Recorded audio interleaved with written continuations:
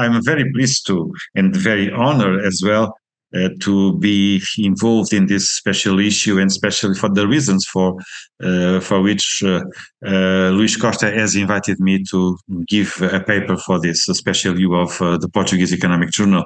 Since I've been involved in the creation of the Portuguese Economic Journal in the end of 1999, so 23 years ago, and basically what I'm doing in my paper, which is not really a research paper, but it's a kind of a narrative of what happened in this period at the Department of Economics at ESEG.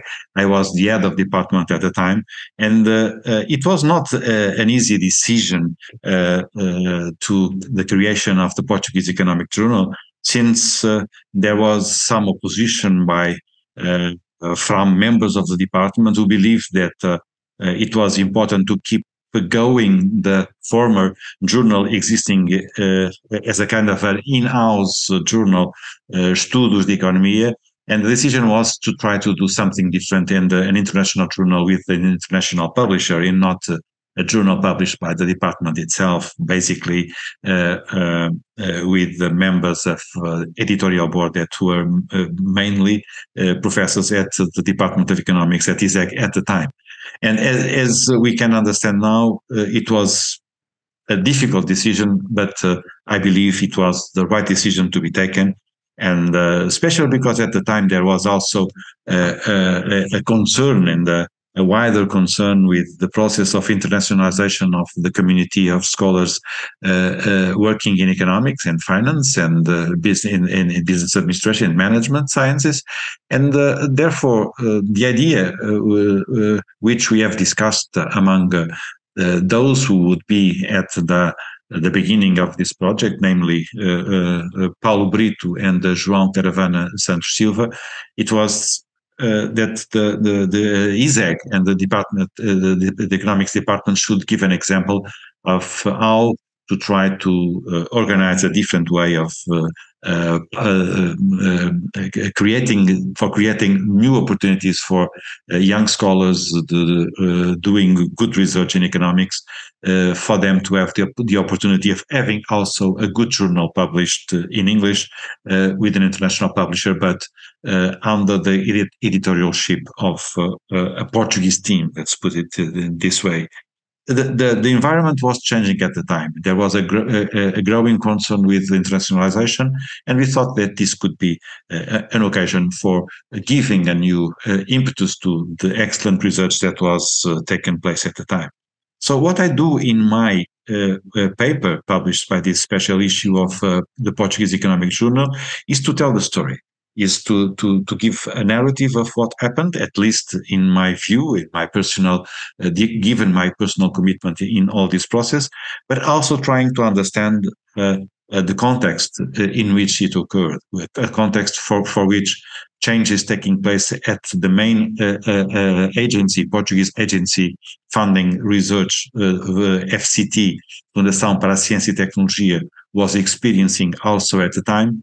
And there was a general change in the processes of internationalization in different areas, especially in social sciences and humanities. And economics was one of these areas that has benefited a lot from the new attitude towards research at the time. So basically, this is what I try to do in my paper, to tell the story.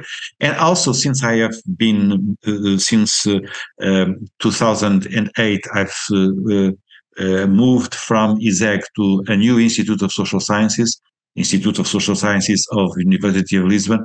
I also try to give some hints of what type of concern should we give to the impact of our research activities, not only through papers published by journals, but also by the impact of books, the impact of book chapters, and the impact of outreach activities, which are all part of our business as scholars and as professors in university departments. So basically, my article deals with the story of Portuguese Economic Journal and how the future will certainly be beneficial for the journal to go ahead. In this occasion, I would like just to congratulate the two editors-in-chief who have been doing an amazing work, Paulo Brito and Luís Costa. It's to them the merits and the reasons for us to congratulate the journal for this 20 years of life, and we hope that in 20 years' time we will be here again to celebrate the 40th anniversary of the Portuguese Economic Journal. It's indeed a great venture, and I think it was worth doing it, the Portuguese Economic Journal, when the decision was taken. So, congratulations, Portuguese Economic Journal.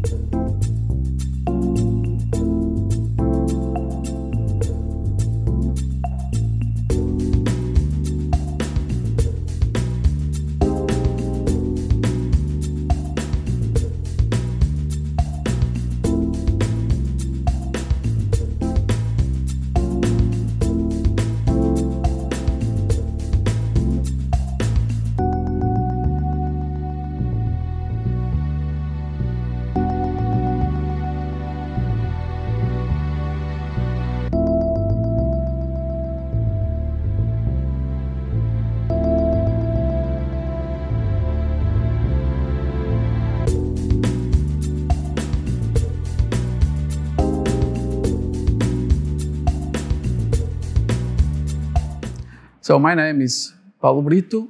I was the first editor of the journal. It was created maybe in this room 22 years ago. Now the journal is celebrating its 20th issue.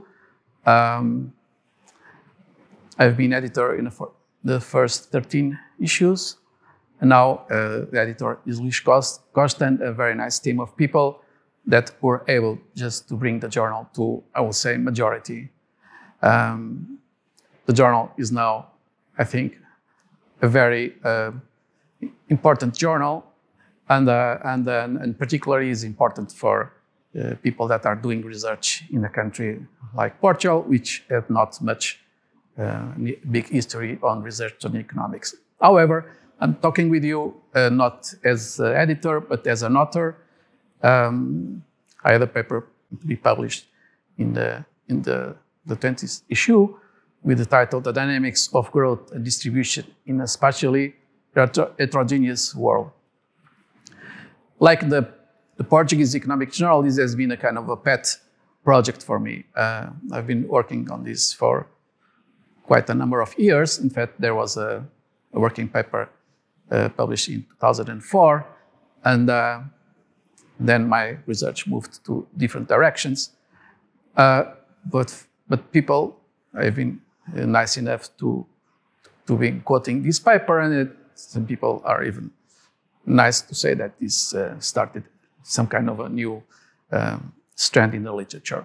So the problem is basically how to relate dynamics on time and dynamics on space, or on the other type of distribution. So the core of the paper is how to connect the two distributions. So the general idea is activity is distributed across space. However, space has lots of different dimensions, some physical and some more economic. But there is one thing that when there is trade and capital movements between countries, which basically is always there. If countries have difference in capital intensity, this gives birth to some kind of dynamics, which basically exists even though there are some physical differences between the countries. And this is what I was trying to get. And maybe this project can be also seen as a kind of a generalization of the Ramsey of the growth models to to a distributional type of dynamics. Now this is becoming, I will say, topical when people are starting using the so-called Kolmogorov-Fokker-Planck equation and mean field game theory. However, there is a relationship between space and these new approaches, which is different in this paper. So basically, the idea is to connect the trade balance and the capital balance to differences in the capital kind of intensity. I do this in efficient kind of environment, which basically leads to an optimal control of partial differential equations. This is not still in, I would say, the toolbox of economists, but if you want to address issues of heterogeneity, the dimension becomes very big. People can do this on a numerical work, but still it's very important to have some kind of analytical idea on how the dynamics will evolve. Basically, the core equation is a partial differential equation, which gives us, basically, it is a national accounting identity between investment, consumption, and trade between countries. So the question that we can have is there is some kind of a forward or accounting equation, which is this one I told you. But there is another problem which has to do with how savings can be determined, and particularly how savings can be determined when people can save and invest in capital from different countries. This is where the Ramsey art kicks in. So we can assume that there is a kind of a centralized planner that spreads capital and consumption throughout space, and by this it determines savings.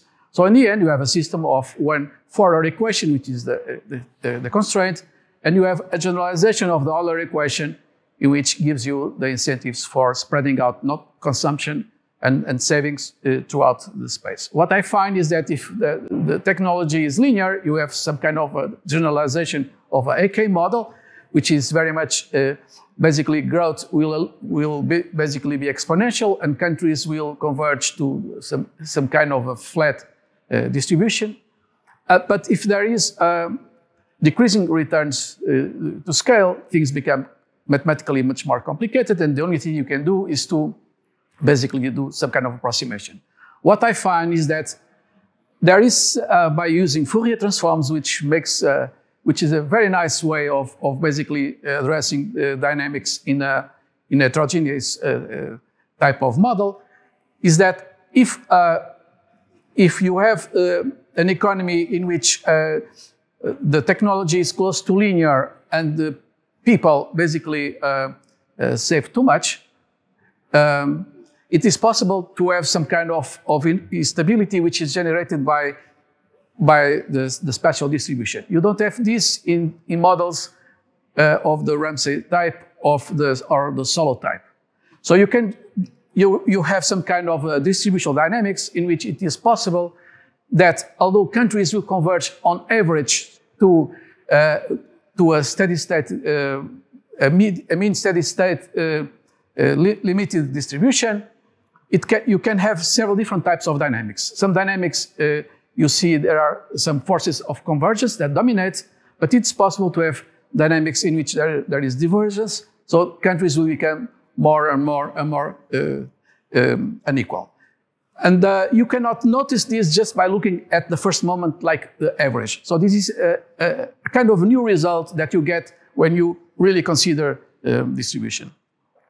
So basically, this is basically one of the conclusions of the paper, is that just by looking at the models in which you basically model the average distribution of capital through time, you may have different types of spatial distribution in which you can have convergence to some kind of equality, or there is inequality. So the aggregate dynamics don't tell you everything about how the distribution will behave asymptotically.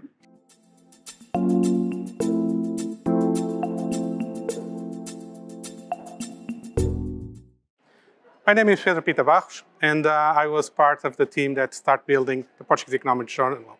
I witnessed the birth of the journal in a conference many years ago, when after a discussion about scientific publications in Portugal, it was decided to try a go with a new idea of having this journal of international diffusion, but with Portuguese roots. Paulo Brito was a really driving force of the journal, and it was really an honor and a pleasure to be part on that team. And it's also great to see that after 20 years, we are able to pass the idea to other generations, and that new generations of scientific workers, of professors, researchers in Portugal are taking up the idea, and that they are expanding the journal to new boundaries. I'm starting by telling you about the motivation for the paper that I included here. Some years ago, there was huge discussion, almost like everywhere else, about the role of competition in healthcare. And after some discussion, a little bit trying new ideas, it was created a law in Portugal that allowed doctors, general practitioners, family doctors, together with their patients, to choose freely the hospital to which they will have a specialist visit. So before the new policy, we had catchment areas where if someone was living in a certain place and needed to see a specialist in the hospital, it should go to a particular hospital. This was relaxed. Now we could have different choices that will be informed by waiting times in the places, by eventually the reputation of the places, and together in the shared decision-making process, GPs and patients will try to find out the optimal hospital to go, where to go. And my question here was to try to understand what will be the likely effects in the Portuguese National Health Service of this policy. Of course, when the policy was promoted, they were expected lots of gains. Gains for patients, gains for the hospitals, for the efficiency of the system. But there was something that was puzzling me in the Portuguese Freedom of Choice initiative. It was that you have this freedom of choice, this ability to choose a different hospital, but money was not following the patient. It was not the case that the hospital, by receiving more patients coming under this new policy, will actually receive more funds because of it. And so the typical arguments that competition should help institutions to be more caring about efficiency and about the quality to track the patients, maybe they will not necessarily hold in this case. And so that was the starting point of my discussion. I wanted to check whether that was actually a reasonable assumption that competition would increase quality or not. And so the first point was to try to understand, just from a conceptual point of view, whether we could expect that sort of movement.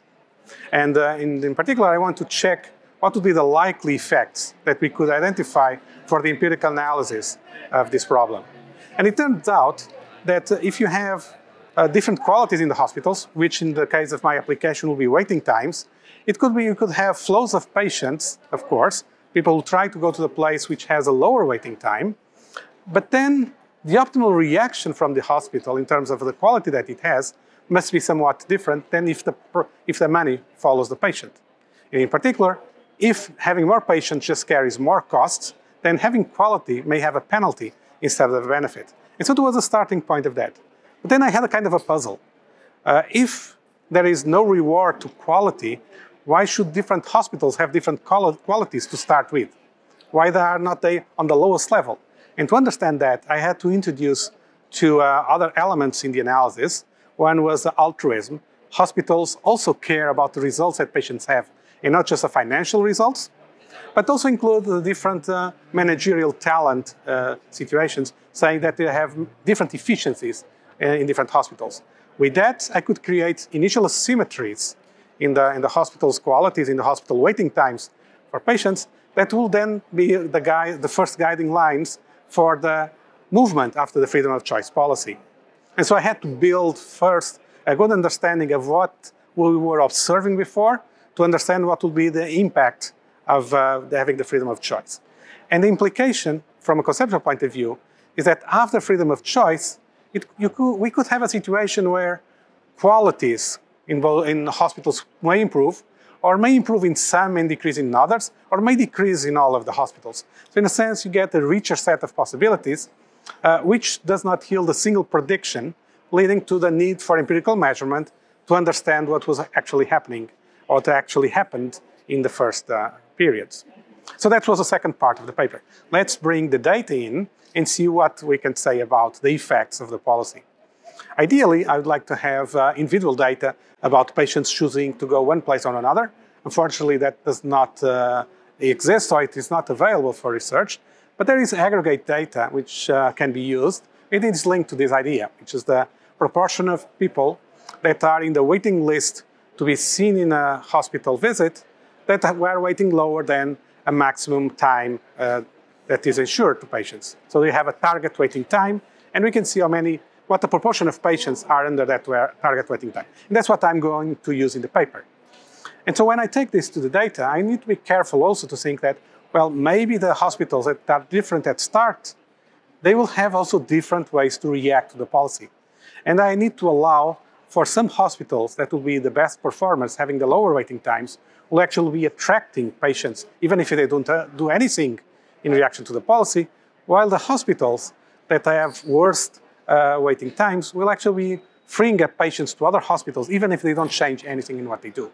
So I needed to account for these different reactions that hospitals then may have according to their initial position. And so I needed to devise a strategy that would allow for this differentiation. It's just not a matter of in a single specification of having parameters that are different for the two hospitals. It's actually a matter of having a different estimation for each group. And so I had to find a rule, I proposed a rule to divide the hospitals in two groups and try to measure it up. So what is then the end outcome of this process? Well, in the end, what I get from the empirical analysis that hospitals reacted asymmetrically. That's something that becomes clear in the data. The hospitals that were top performers, lower waiting times in the beginning, react differently, and they tended to have a bit of decrease in their quality. That means an increase in the waiting times that they hold. The other hospitals basically didn't change much of the waiting times they had. Also, I was able to find out that the information variables that should guide choice of patients, that should lead to movement, like the information on past waiting times in the same hospital. And I used two sorts of information for that. I used waiting times related to surgery in case the visit to see a specialist may lead up to a surgery situation, and which will be visible to the patient and be a concern to the patient. But I also used a more direct measure of waiting list in waiting time for seeing a specialist in the hospital. It turned out that in both of the cases, the broad direction is that people have in mind the waiting times, but they seem to be more concerned, or relatively more concerned, with the waiting times for surgery. That goes in the direction that was expected. So overall, the empirical evidence is not overwhelming. It's rather imprecise in the estimates at some point, but it shows the usefulness of having a conceptual model with more flexibility than it was present in the literature, and shows that we can try to assess the policy that has some different features from what we saw in freedom of choice initiatives in other countries. In particular, that having or not money following the patient makes a difference to the reactions that we could expect from the hospitals.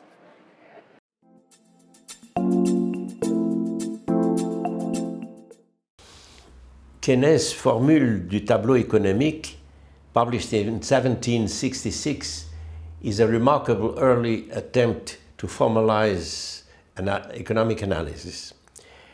It is well known since the Phillips article of 1955 that the formula can be translated into an input-output table. However, my co-author Raghe Pege and I found that the translation is far from faithful, and we have proposed a more accurate translation that attempts to take seriously all the features of Quesnay's formalism. And we have discovered, in particular, that there is a dual accounting, current plus capital accounting, that appears in the formule du tableau économique. This formalism has been approached as an autonomous object of analysis, and then we have used it as the basis of discussion of the imputation of the net product by considering successively three candidates to that imputation other than the productive class, namely the class of landowners, the sterile class, and nature. I'm very proud to publish this paper at the 20th anniversary of the Portuguese Economic Journal that I have, of which I have seen the birth. And I'm very happy to see that the journal is still sailing and better and better.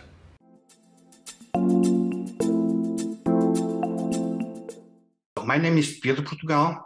I am a labor economist, a researcher at the Bank of Portugal and at Nova School of Business and Economics. I'm presenting this paper about fixed-term contracts in the Portuguese labor market, which is a labor market which is well known for its strict employment protection legislation. The paper raises 4 questions. Which employers use temporary contracts? Which employees are hired with temporary contracts? Which employers convert temporary contracts into open-ended contracts? And which employees get promoted from temporary contracts into open-ended contracts? The data set being used is the match employer-employee data set Quatro Pessoal and the balance social, the social edit as well. So 4 regressions are going to be estimated, one on the determinants of firm level share of fixed-term contracts, one on determinants of the type of contracts of new hires, one on determinants of firm level share of fixed-term contracts being promoted to open-ended contracts, and one on the determinants of worker promotions from fixed-term contracts into open-ended contracts. Firms may use fixed-term contracts by a number of reasons. Firms may hire contingent workers because they want to save on future dismissal costs. Fixed-term contracts may be used as buffer stocks. Flexible contracts facilitate firing during downturns, reducing labor hoarding and fostering productivity. Fixed-term contracts may be used as a screening devices, generating more stable relationships. And fixed-term contracts may be used just for churning workers.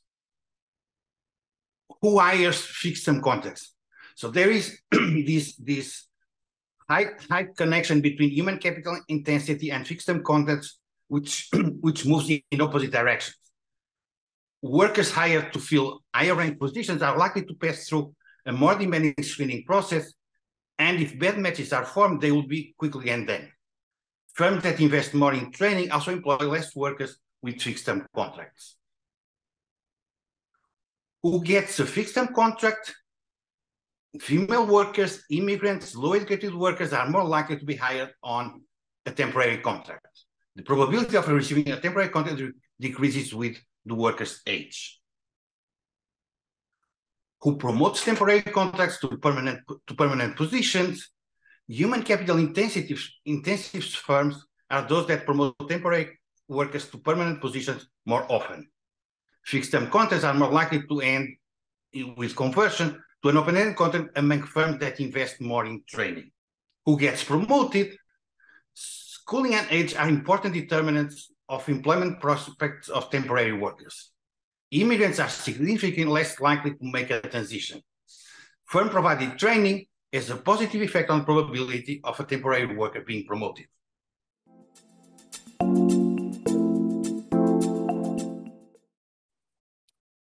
So, first of all, many congratulations to Portuguese Economic Journal on its first 20 years.